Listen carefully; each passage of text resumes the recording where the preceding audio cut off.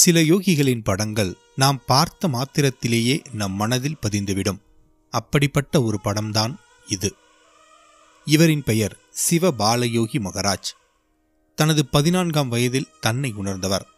சாதாரணமாக தனது நண்பர்களுடன் விளையாட சென்றபோது ஒரு அதிசயம் நிகழ்ந்து யோகியாக மாறி அன்று அப்படியே சமாதியில் அமர்ந்தவர் 4 மாத காலம் எழுந்திருக்கவில்லை. இது எப்படி சாத்தியம் என்பதற்கு முக்கிய காரணம், இவர் தீட்சை பெற்றது மனிதரிடமல்ல, ஒரு தெய்வத்திடம். அந்த தெய்வம் தீட்சை கொடுத்ததோடு நில்லாமல் இவருக்கு துன்பம் ஏற்படும் போதெல்லாம் நேரில் தோன்றி இவரை நிலைநிறுத்தியது. சுமார் 59 ஆண்டுகள் வாழ்ந்து இவர் புரிந்த தவங்களும் ஆன்மீக சாதனைகளும் ஆன்மீக பாதையில் பயணிக்கும் யாரையும் வியக்க வைக்கும். இப்படிப்பட்ட யோகிகளின் வாழ்க்கை வரலாறுதான் நம் சனாதன தர்மத்தின் அடையாளங்களாக திகழ்கின்றன.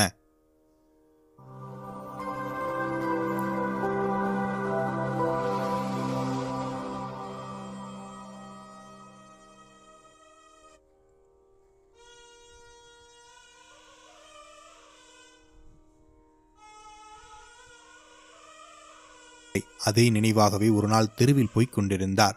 ஒரு தாமிர காசை கண்டெடுத்தார். முகம் மலர்ந்தது. தாமிர காசை கண்டெடுத்தல் அதிர்ஷ்டத்தின் அறிகுறியாகும். தனலட்சுமி தன்னை நோக்கி வந்ததாக சத்யராஜு உணர்ந்தார். எடுத்த காசை 2 கண்களிலும் ஒற்றிக்கொண்டார். பீடிக்கடை தொடங்குவதற்கு இது ஒரு நற்சகுனம் என்று முழுமையாக நம்பினார். சட்டை பையில் காசை போட்டுக்கொண்டு செல்லும் வழியில் சில பையன்கள் விளையாடுவதைக் கண்டார். அவர்களோடு சேர்ந்து தானும் விளையாடினார். அதிர்ஷ்டவசமாக 5 ரூபாய் பெருமான பரிசை ஜெயித்தார். இந்த வெற்றிக்கு காரணம் தாமிர காசுதான் என்பதை முற்றிலுமாக நம்பினார். வெற்றி களிப்போடு நேராக பீமேஸ்வரலு கோவிலுக்கு சென்றார். பீமேஸ்வரர் சத்யராஜுவின் குலதெய்வம். தனது பீடிக்கடை நன்றாக நடைபெற வேண்டும் என்று உள்ளூர வேண்டுதல் செய்தார். அந்த வேண்டுதலை தெய்வம் ஏற்றுக்கொள்ளும் முகமாக கோயில் மணியும் கேட்டது. பீடிக்கடை ஆரம்பமானது. நல்ல வியாபாரம், கை நிறைந்த பணம். எதிராளியின் பீடிக்கடை மூடும் அளவிற்கு வியாபாரம் விரிவடைந்தது. பெற்ற லாபத்தை தாயிடம் கொடுத்து மகிழ்ந்தார். ஒரு தடவை 450 ரூபாய் சேமித்து தன் தாயார் கையில் கொடுத்து 2 வளையல்கள் செய்து அணியுமாறு கேட்டுக்கொண்டார். தாயாரோ 50 ரூபாயை மட்டும் எடுத்துக்கொண்டு மீதியை தனது 2 குழந்தைகளின் கல்யாணத்திற்கு சேர்க்க முற்பட்டார். சத்யராஜுவின் வியாபாரம் விரிவடைந்து வேரூன்றியது. இப்படி ஒரு இயல்பான வாழ்க்கை வாழ்ந்து வந்த சிறுவனுக்கு மறுநாள் பொழுது அனைத்தையும் மாற்றி அமைத்தது. 1949ஆம் ஆண்டு ஆகஸ்ட் மாதம் 7ஆம் தேதி அன்றைய தினம் பாட்டனார் கண் ரண சிகிச்சை ஒன்றிற்காக அயலூர் சென்றிருந்தார். தாயாரும் அவருடன் சென்றிருந்தார். சத்யராஜு தனியாகவே கடையை கவனித்துக் கொண்டு வீட்டில் இருந்தார். அன்று ஞாயிற்றுக்கிழமை காலை 7 மணிக்கே வீட்டிலிருந்து தோழர்களுடன் கிளம்பி விளையாடிவிட்டு மதியம் வீட்டிற்கு திரும்பி வந்திருந்தார். தோழன் கங்கராஜு வீட்டிற்கு வந்து கோதாவரிக்கு குளிக்க வருமாறு வற்புறுத்தி அழைத்துச் சென்றான். ஆற்றங்கரையில் தோழர்களுடன் மறுபடியும் விளையாட்டு நடந்தது. பின்னர் ஹோட்டல் ஒன்றில் சாப்பிட்டார்கள். அதன் பின் ஆற்றில் குளித்தனர். சில பையன்கள் பக்கத்தில் உள்ள பனந்தோப்பிற்கு சென்று பழம் பறித்தனர். சத்யராஜுவும் கங்கராசுவும் குளித்துவிட்டு பனந்தோப்பிற்கு வந்தபொழுது ஒரு பனை மரத்திலிருந்து தானாகவே சில பழங்கள் அவர்கள் முன் விழுந்தன. மற்ற பையன்கள் ஓடிச் சென்று பழங்களை பொறுக்கி சத்யராஜுவிடமும் கங்கராசுவிடமும் கொடுத்தார்கள். சத்யராஜு தனக்கு கிடைத்த பழத்தை கடித்து அதன் சாற்றை உறிஞ்ச முற்பட்டார்.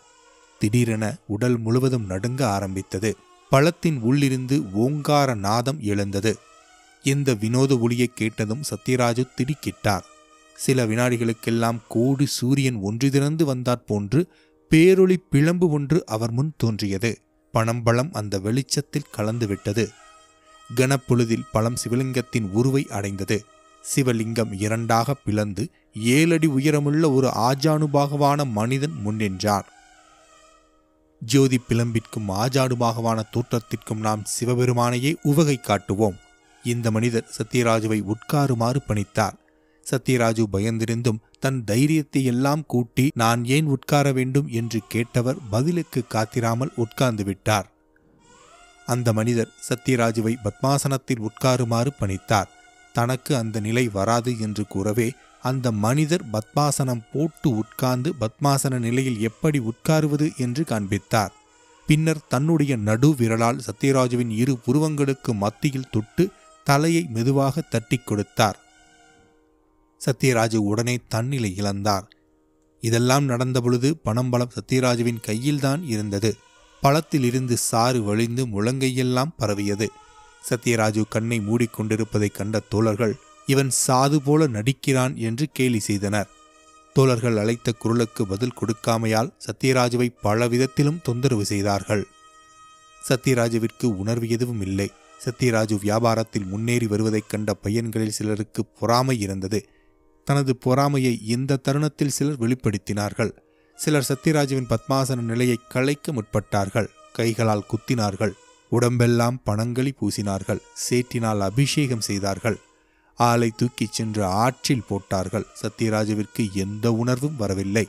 இறந்து விட்டார் என்றே பையன்கள் பயந்தார்கள். உடலை கழுவி மறுபடியும் கரையில் கொண்டு வந்து இருத்திவிட்டு ஓடிச் சென்று கிராம மக்களிடம் செய்தியை சொன்னார்கள்.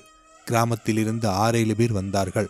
அவர்களில் கோரமல்லண்ணா என்பவர் சத்யராஜுவின் பழைய எதிரி. இந்த சந்தர்ப்பத்தை பயன்படுத்தி பெரிய தடி ஒன்றினால் தனது ஆத்திரத்தை தீர்த்திக் கொண்டான். அப்போது ஒரு அடி தவறுதலாக புருவ மத்தியில் அந்த வினோத மனித தொட்ட இடத்தில் விழுந்ததும் சத்யராஜு விழித்துக் கொண்டார். இருந்த இடத்தை விட்டு எழுந்து பக்கத்தில் உள்ளவர்களிடம் ஒரு துண்டு துணியை தருமாறு கேட்டார். அவர்கள் கொடுத்ததும் அதை கோவணமாக தரித்து கொண்டு கால் சட்டையை கழற்றி வீசி எறிந்தார். சூழ நின்றவர்கள் பல கேள்விகளை கேட்டனர். ஒன்றுக்குமே சத்யராஜு பதில் பேசவில்லை. அவர்களில் இருவர் அவரை மிக வேகமாக இழுத்துச் சென்று வீடு சேர்த்தனர். வாசலை அடைந்ததும் சத்யராஜு கால்களை அகட்டி அசையாது நின்றார். கால்கள் மரம் போல் விரைத்து விட்டன. சத்யராஜுவை வீட்டினுள் கொண்டு செல்ல முடியவில்லை. வெளியே திண்ணையில் உட்கார வைத்தார்கள். ஏதோ துர்தேவதை தான் சத்யராஜுவை ஆட்கொண்டு விட்டது என்று நம்பினார்கள்.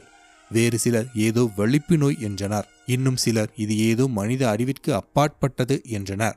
அப்போது பெத்த காமராசு என்ற ஹரிஜன 60 வயது கிழவர் மாத்திரம் சத்யராஜு ஒரு யோகியாக மாறிவிட்டார் என்று கூறினார். சத்யராஜுவை பார்க்க கிராமமே திரண்டு வந்தது. உறவினர்கள் சிறிது பால் மாத்திரம் ஊட்டினர். இரவு ஆக ஆக கூட்டம் குறைந்தது. சத்யராஜு தனிமையில் விடப்பட்டார். ஆற்றங்கரையில் இருந்து ஓங்காரநாதம் சத்யராஜு தன்னை அழைப்பதைப் போன்று உணர்ந்தார். இரவு 11 மணியளவில் முன்பு இருந்த இடத்திற்கே சென்று உட்கார்ந்து விட்டார். இரவு பகலாக மழை பெய்தது. மறுநாள் பிற்பகல் வரை ஓயாது பெய்து கொண்டே இருந்தது. சத்யராஜுவை தேடி ஊர்க்காரர்கள் மறுநாள் காலை வீட்டுக்கு வந்தனர். அங்கு காணாண்மையால் ஆற்றங்கரைக்கு சென்றனர். சத்யராஜு மழையில் நினைந்தும் உணர்வற்றும் இருப்பதைக் கண்டனர். அவரை தூக்கிச் சென்று ஆலமரத்தின் கீழ் இருத்தினர். மழையிலிருந்து பாதுகாக்க பனை ஓலையால் மேல் பகுதியை மறைப்பு செய்தனர். இரவு 9 மணிக்கு அவ்வழியில் சென்ற ஹரிஜன சிறுவர்கள் ஓங்காரநாதத்தை கேட்டனர். ஓடிச் சென்று கிராம மக்களிடம் கூறினர். கிராம மக்கள் திரண்டு வந்தனர். அவர்கள் வரும்போது ஓங்காரநாதம் கேட்டுக்கொண்டே இருந்தமையால் கிட்ட வர யாரும் அஞ்சினர். தூரத்திலே நின்று 1 மணி நேரம் வேடிக்கை பார்த்தனர். அதன் பின்னர் ஓசை அடங்கியதும் சத்யராஜுவை நெருங்கி தூக்கி கொண்டு வீடு சேர்ந்தனர். இரவு மாத்திரம் வீட்டில் தங்கி அதிகாலை மறுபடியும் இருந்த இடத்திற்கே சென்று விட்டார். கிராம பெண்ணொருத்தி சத்யராஜுவின் முன்னால் தேங்காய், பழம், புஷ்பம், ஊதுபத்தி வைத்து வணக்கம் செலுத்தினார். மாலை 4 மணி இருக்கும். கிராமத்தவர் வந்து ஆலமரத்தின் கீழ் பந்தல் ஒன்றை அமைத்து அதில் இருக்குமாறு சத்யராஜுவிடம் வேண்டினர். அவரும் ஒப்புக்கொண்டு வந்து தங்கினார். அன்று மாலை 5:30 மணி அளவில் தாயார் பர்வதத்தம்மாளும் தாத்தா கோலிசத்தியமும் ஊர் வந்து சேர்ந்தனர். தன் தனையனின் நிலையை கேட்டு பர்வதத்தம்மாள் அதிர்ச்சியடைந்தார். ஆலமரத்தின் கீழ் இருந்த சத்யராஜுவின் நிலையைக் கண்டு பதறி எழுதார். வீட்டிற்கு திரும்பி விடுமாறு அழுது கதறி வேண்டினார். கோலிசத்தியமோ குடும்பத்தின் தூண் என்று தான் நம்பியிருந்த பேரனின் மனம் மாறுதலால் ஏமாற்றமடைந்தார். பிள்ளை தாயாருடன் வாய் திறந்து பேசவில்லை. கைகளினால் மட்டும் தான் வீடு திரும்ப முடியாது என்று காட்டிவிட்டு கண்ணை மூடிக்கொண்டார். இந்த நிலையைக் கண்ட கிராமத்தவர் சத்யராஜு ஒரு பாலயோகியாக மாறிவிட்டார் என்றே தீர்மானித்தனர்.